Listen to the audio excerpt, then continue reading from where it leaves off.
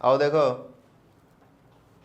देखो ये वाला तुम लोगों ने ट्राई किया कल, ट्रायंगुलर प्लेट है ऐसे, मान लो इसकी साइड एच, हाइट एच मान लो और साइड ए मान लो,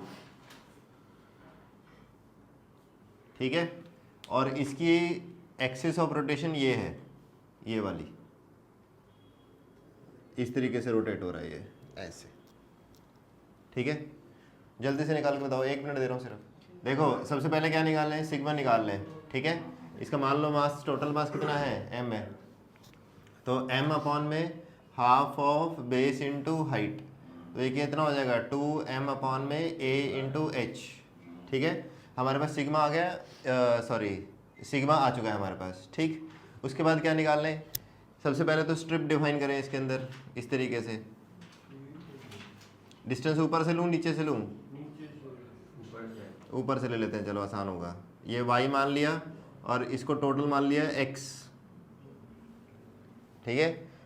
और ये छोटे वाली ट्रायंगल और बड़े वाली ट्रायंगल कैसी है, सिमिलर ट्रायंगल है, तो इस साइड्स का रेशियो हम निकाल लेंगे, वो एक अलग बात है। लेकिन हमने क्या किया, ऊपर से y पे जाके dy की क्या बना ली, एक स्ट्रिप बना ली थिकनेस की, तो उसका एरिया क्या हो गया, area of the strip is x into में dy, ठीक है, x इंटू में dy।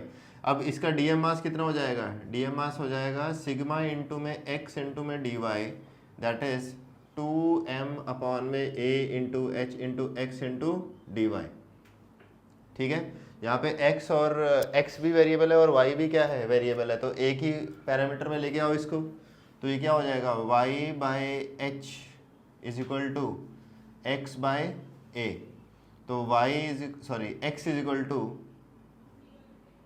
Equal to A Y by H, ये बन गया, ठीक है। तो डीएम मास क्या आ गया, डीएम मास आ गया तुम्हारा 2m अपॉन में ए एच, एक्स की जगह लिख दिया ए वाई बाय एच इंटू में डी वाई, ए से ए कैंसिल हो गया और ये बन गया एच स्क्वायर, तो डीएम बना क्या, डीएम बन गया तुम्हारा 2m अपॉन में एच स्क्वायर इंटू में वाई डी वाई, ये बन गया, ठीक।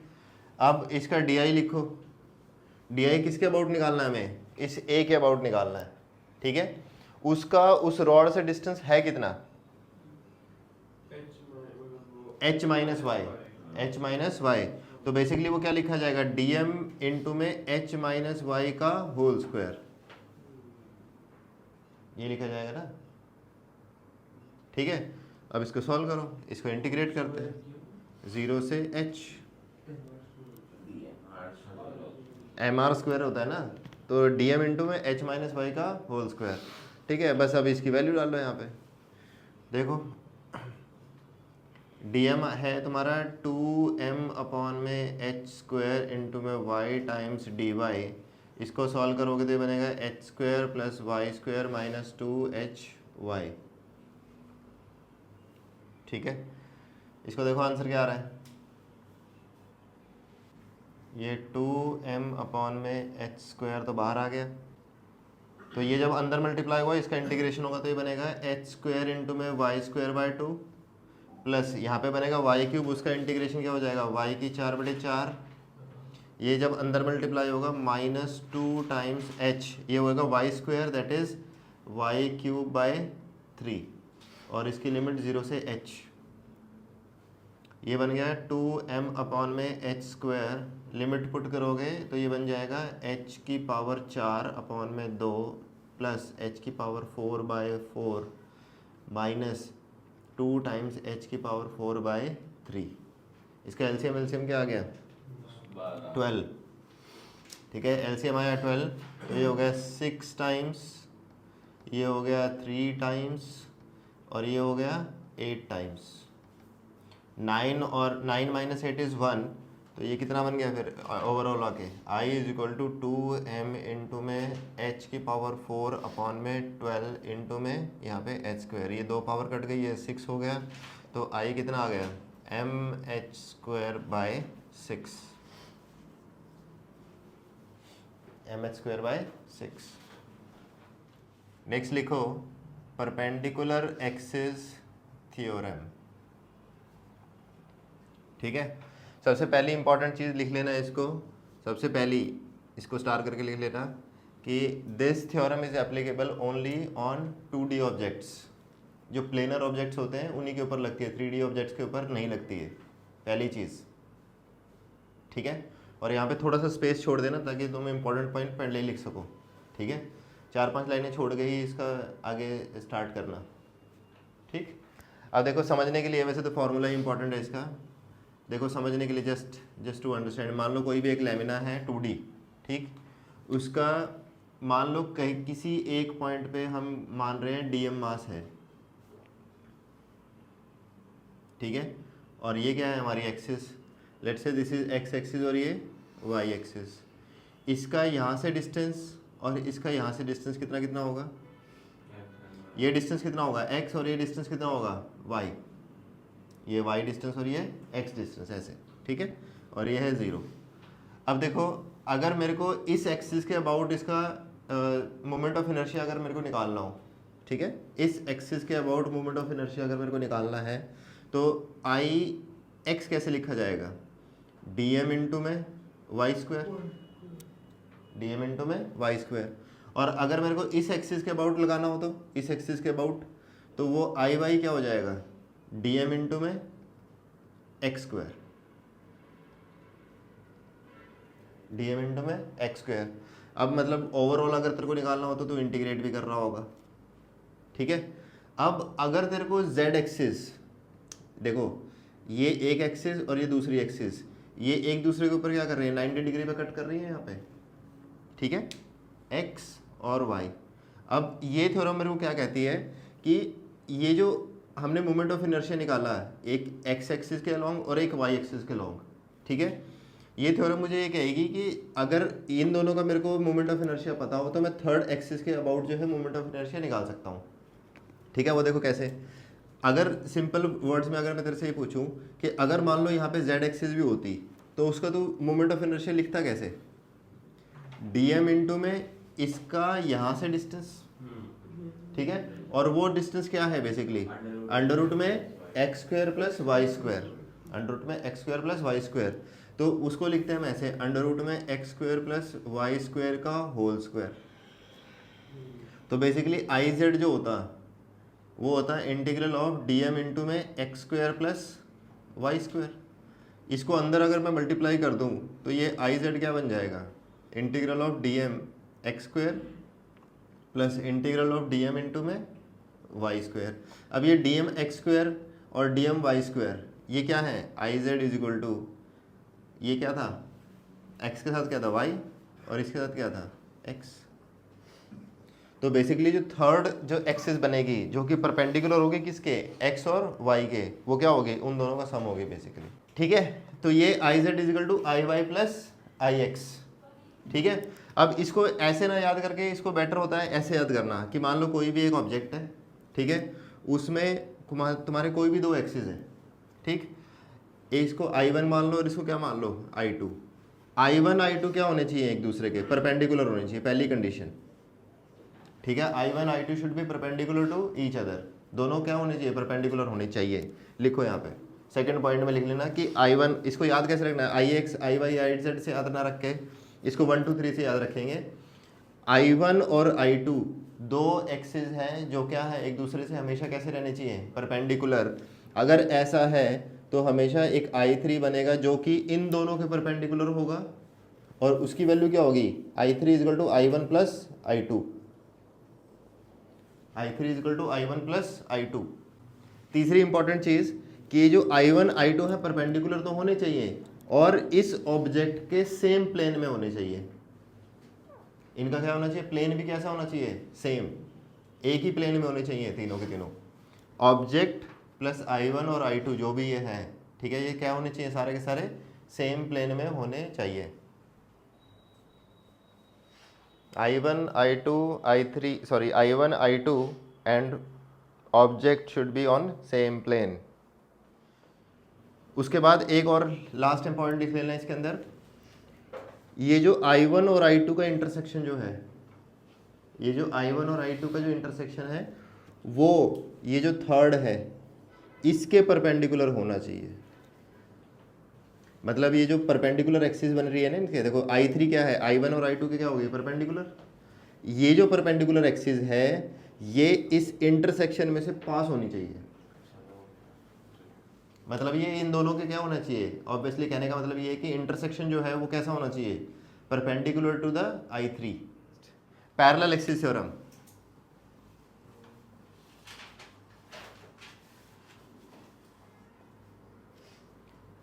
परपेंडिकुलर एक्सिस थ्योरम ने क्या बोला कि I3 is equal to I1 plus I2।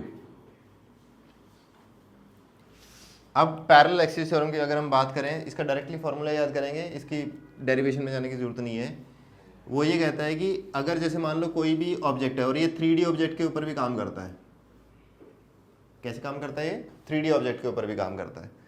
ये कहता है कि जो I होता है ना, जिसके अबाउट हमें मोमेंट ऑफ इनर्शिया निकालना है, तो that is equal to ICOM plus MD square. अब देखो ये क्या चीज़ है, जैसे मान लो कोई भी एक 3D ऑब्जेक्ट, ठीक है, सबसे पहले तुम्हें क्या पता होना चाहिए, ICOM। ICOM क्या है कि उसके सेंटर ऑफ मास के अबाउट तुम्हें मोमेंट ऑफ इनर्शिया पता होना चाहिए। अगर ये सेंटर ऑफ मास यहाँ पे था, इसके अबाउट जो एक्सिस है वहाँ पे तेरे को क्या पता होना चाहिए, ICOM पता होना चाहिए। ठीक है, ये हो गया तेरा ICOM। किसी भी बॉडी के सेंटर ऑफ मास से जो एक्सिस पास हो रही है उसके अबाउट तेरे को क्या निकालना है, मोमेंट ऑफ इनर्शिया। ठीक है, वो तेरे को पता होना चाहिए। दूसरी चीज़ जहाँ पे तेरे को निकालना है, मान लो इस एक्सिस के अबाउट निकालना है, ये एक्सिस है तेरी ये वाली I वाली, ठीक है, यहाँ पे तेरे को मोमेंट ऑफ इनर्शिया निकालना है। तो दूसरी कंडीशन क्या है कि ये एक्सिस और ये वाली एक्सिस क्या होनी चाहिए, पैरेलल होनी चाहिए। क्या होनी चाहिए, पैरेलल होनी चाहिए। पैरेलल होने का मतलब देखो स्क्यू नहीं होनी चाहिए, ऐसा नहीं कि एक ऐसे और एक ऐसे, ठीक है, ये स्क्यू पैरेलल है, ये ऐसे हैं तो दोनों ऐसे होनी चाहिए। ठीक है, क्योंकि 3D ऑब्जेक्ट है, 3D ऑब्जेक्ट में ऐसी सिचुएशन हो सकती है कि एक एक्सिस ऐसे और एक एक्सिस ऐसे, स्क्यू लाइंस है ये कभी मीट नहीं करेंगी। तो वो पैरेलल लाइंस की जो कंडीशन होती है ना, मीट नहीं करती, ये भी कभी मीट नहीं करती। ठीक है, लेकिन ये स्क्यू लाइंस है।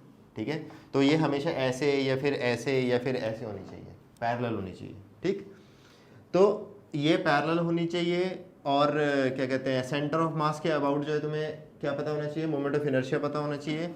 अब उसके बाद इस सेंटर ऑफ मास और ये जो तेरी रिक्वायर्ड एक्सिस है उसके बीच में जो डिस्टेंस d है, ठीक है, वो यहाँ का d है। ठीक है, वो क्या है, d। और मास क्या है, ऑब्जेक्ट का जो भी मास दे रखा है तुम्हें वो तुम्हें यूज़ करना है। तो I के अबाउट अगर तुम्हें मोमेंट ऑफ इनर्शिया निकालना है तो ICOM plus MD square, ICOM plus MD square. समझ में आया कि नहीं आया? ठीक है, अच्छा लास्ट वाले टॉपिक में, लास्ट वाले उसमें परपेंडिकुलर एक्सिस थ्योरी में एक बात बताओ, जो वो इंटरसेक्शन पॉइंट था, जो I1 और I2 का इंटरसेक्शन पॉइंट था, क्या वो सेंटर ऑफ मास से पास होना चाहिए क्या? नहीं, वो कहीं से भी पास हो सकता है। लिख लो उसको कि ये जो I1 और I2 का जो इंटरसेक्शन है ज़रूरी नहीं है कि वो सेंटर ऑफ मास से पास हो, वो कहीं से भी पास हो सकता है। अच्छा, और देखो इसी के अंदर हमें क्या क्या चीज़ें समझ में आ गई कि सेंटर ऑफ मास से पास होनी चाहिए, पैरेलल होनी चाहिए, डिस्टेंस d है, तो ये फॉर्मूला तुम्हारा लग सकता है, I is equal to ICOM plus MD square.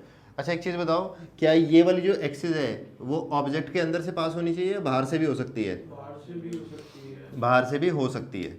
ठीक है, इस तरीके से ये अगर मैं इसके अबाउट, अब मेरे को मान लो ICOM पता हो, ठीक है, और ये डिस्टेंस मेरे को पता हो, लेट से D1, तो यहाँ पे इसके अबाउट में moment of inertia by using this parallel axis theorem मैं निकाल सकता हूँ। तो ज़रूरी नहीं है कि वो अंदर होनी चाहिए या बाहर होनी चाहिए, कहीं पे भी हो सकती है। ठीक है, बस मुझे ये जो परपेंडिकुलर डिस्टेंस है दो पैरेलल लाइंस के बीच का, ठीक है, वो मुझे पता होना चाहिए। ठीक है, और ये डिस्टेंस भी कैसा होता है, परपेंडिकुलर डिस्टेंस होता है between these two parallel axis. ऐसे नहीं कि ये वाला डिस्टेंस ऐसे ले लिया, नहीं, परपेंडिकुलर शॉर्टेस्ट डिस्टेंस। ठीक है, तो ये सब चीज़ें लिख लो एक बार फटाफट से, इसके बाद तो क्वेश्चन ही है इसके अंदर, वो कुछ नहीं है। सबसे पहले रिंग वाले केसेस लेते हैं। अभी तक तुम्हें रिंग के केस में मोमेंट ऑफ इनर्शिया किसके अबाउट पता है, सेंटर के अबाउट। ठीक है, और सेंटर ऐसे मैं मान के चल रहा हूँ इस तरीके से। ठीक, सेंटर के अबाउट मोमेंट ऑफ इनर्शिया होता कितना है? mr²। ठीक, अब ये बताओ इस रिंग का सेंटर ऑफ मास कहाँ पे है? वो भी सेंटर पे ही है। वो भी कहाँ पे है? सेंटर पे है। ठीक है, वेरी गुड। अब क्वेश्चन देखो किस तरीके से आ रहा है। सबसे पहले हम बात करते हैं कि हमें एक डायमीटर के अलोंग क्या निकालना है? मोमेंट ऑफ इनर्शिया अगर मेरे को निकालना हो तो किस तरीके से मैं निकालूंगा। ठीक है, तो सबसे पहला केस क्या है? अलोंग इट्स डायमीटर, क्योंकि कहीं पे भी लाइन खींचते तो डायमीटर ही बनने वाली है पहली बात तो। ठीक है, तो ये हमें इस एक्सिस पे पता है, हमें यहाँ पे निकालना है। तो कौन से यूज़ कर ले? कौन सी थ्योरम यूज़ करें? Perpendicular axis theorem. मान लो ये एक्सिस जो है वो I1 है और एक एक्सिस और ड्रॉ कर लो जो कि इसके कैसी हो? परपेंडिकुलर हो। ठीक है, दैट इज I2 लेट से। अब हमें पता है कि I1 plus I2 is equal to I3। यहाँ पे मेरे को I3 वाला पता है, दैट इज mr²। देखो ये I1 और I2 सेम प्लेन में, जिस प्लेन में ये रिंग है, सॉरी ये रिंग जो है सेम प्लेन में है I1 और I2 के, और ये वाली कैसी है? परपेंडिकुलर। ठीक, और ये इंटरसेक्शन पॉइंट के परपेंडिकुलर है। देखो ठीक है, इंटरसेक्शन पॉइंट कैसी है? परपेंडिकुलर। तो इस इंटरसेक्शन के पॉइंट के अगर परपेंडिकुलर है तो I1 प्लस I2 क्या होना चाहिए तुम्हारा? mr² होना चाहिए। और यहाँ पे I1 और I2 बिल्कुल, क्योंकि ये सिमेट्रिकल ऑब्जेक्ट है तो I1 और I2 क्या होंगे? सेम। तो ये क्या हो जाएगा? 2 times I1 is equal to mr²। तो I1 कितना हो जाएगा? mr²/2। तो किसी भी रिंग के डायमीटर के अलोंग मोमेंट ऑफ इनर्शिया क्या होता है? mr²/2। ठीक है, नेक्स्ट लिखो इसी के अंदर रिंग, और तुम्हें इस पॉइंट के अबाउट निकालना है।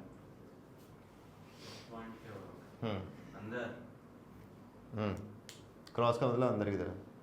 देखो ये तो बहुत आसान है। इसमें इस पर्टिकुलर केस में देखो यहाँ पे हमें इस एक्सिस के अबाउट हमें मोमेंट ऑफ इनर्शिया पता है, that is mr²।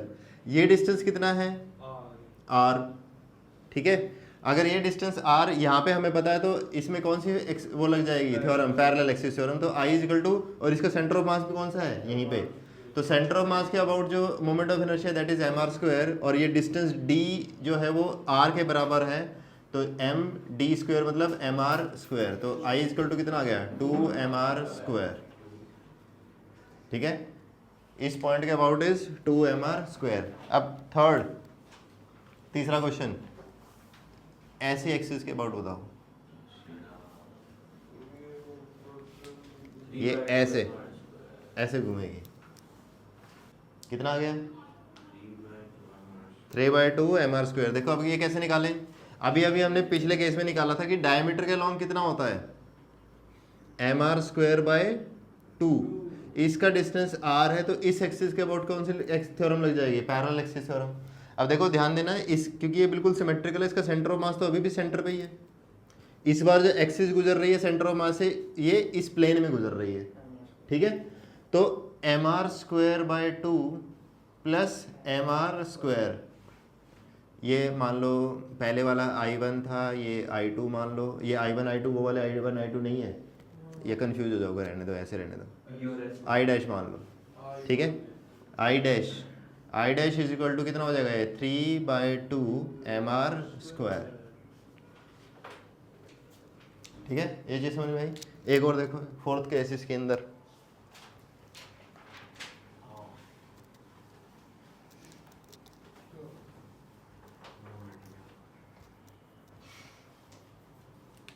Again ring, और इसका रेडियस है r।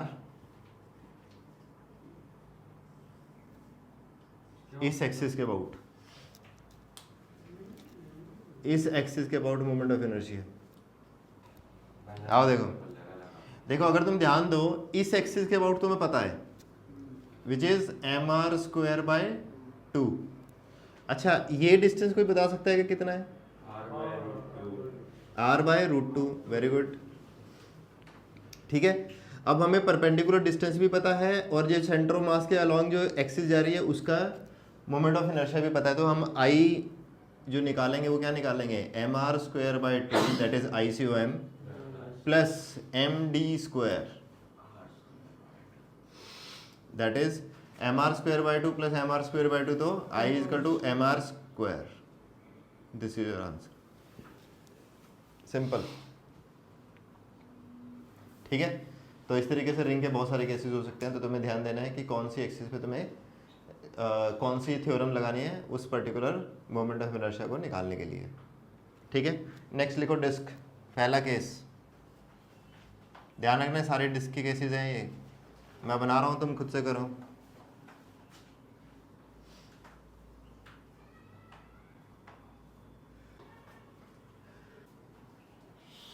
What is this? My behavior.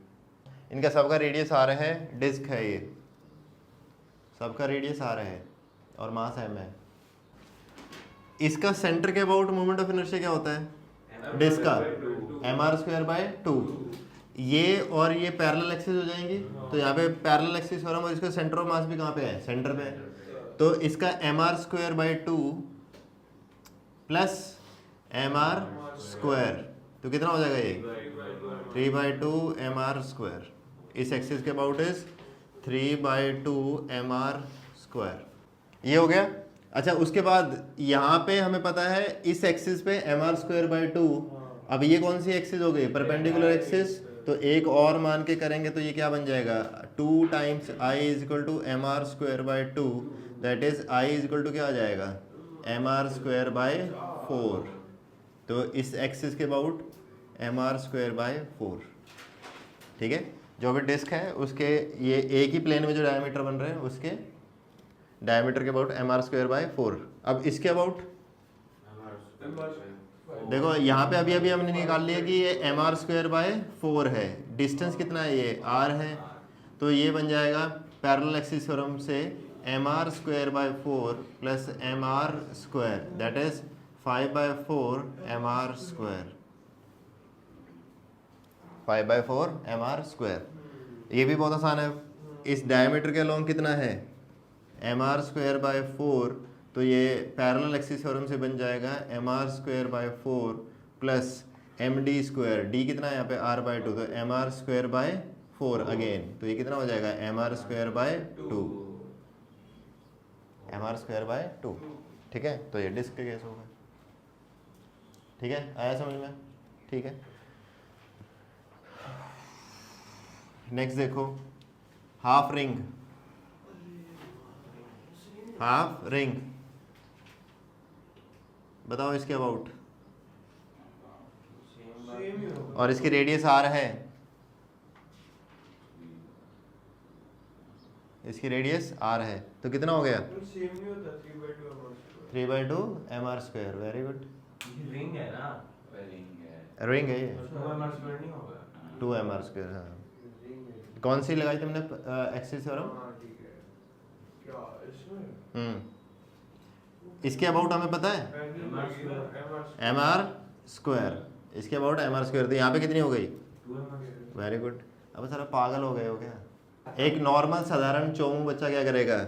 यहाँ पे पता है, ठीक है, यहाँ पे तेरे को निकालनी है फटाफट से। कौन सी axis theorem? Parallel axis theorem. क्योंकि उसको इतना तो पता ही नहीं होता कि ये सेंटर ऑफ मास होता है कि नहीं होता है। और वो क्या करता है? इसका आंसर 2 एम आर स्क्वायर लगा के आता है। ये गलत है। सबसे पहले क्या पता होना चाहिए तुम्हें? इसका सेंटर ऑफ मास के अबाउट क्या पता होनी चाहिए? इसकी मोमेंट ऑफ इनर्शिया। यहाँ पे इसका कहीं पे सेंटर ऑफ मास होता है जो कि डिस्टेंस कितना होता है? यहाँ से नीचे से कितना? 2r/π डिस्टेंस पे होता है। इसका सेंटर ऑफ मास कहाँ पे होता है? 2r/π पे। तो पहले तो तुम्हें सेंटर ऑफ मास के अबाउट जो है वो मोमेंट ऑफ इनर्शिया निकालना होगा। अब इसमें देखो, ऐसे समझो, ये मान लो आई कितना है तुम्हें पता है? M r square is equal to ICOM तेरे को निकालना है अब, plus m d square. D कितना है यहाँ पे? 2r/π का होल स्क्वायर। ठीक है, तो ICOM कितना आ गया तेरे पास? ICOM आया m r square minus 4mr square by pi square. ये आया तेरे पास ICOM। अब एक बार तेरे पास ICOM आ गया तो अब इसके अबाउट निकाल सकता है तुम। क्यों? कैसे निकाल सकता है? क्योंकि तेरे को ये डिस्टेंस अब पता है। ये डिस्टेंस कितना है? r - 2r/π। This is your distance. अब तू पैरेलल एक्सिस थ्योरम जब तू लगाएगा तो लेट से यहाँ पे आई डैश निकालना है तेरे को, तो आई डैश क्या हो जाएगा, आई सी एम बोले तो m r square minus 4 mr² upon में pi square plus m d square. M मतलब एम तो एम है, डी कितना है are minus 2r by pi का होल स्क्वायर। इसको सॉल्व करके जो आएगा वो आंसर है। कितना आसान था ना पहले वाला, है ना। तो ये आंसर बनेगा। बनाओ, इससे आंसर क्या बन रहा है, I dash is equal to m r square minus 4 mr² upon में pi square plus m r square plus m 4r² upon में pi square minus 4 times mr² upon में पाई। ठीक है, देखो इधर ध्यान दो, ये वाला तो पूरा कट ही गया, ठीक है, बचा क्या, I dash is equal to 2mr² minus 4mr² upon में पाई। अगर इसको थोड़ा कॉमन वॉमन लेना है तो ले सकते हो, 2mr² कॉमन आ गया, ये बन गया 1 - 2 by pi. This is your answer.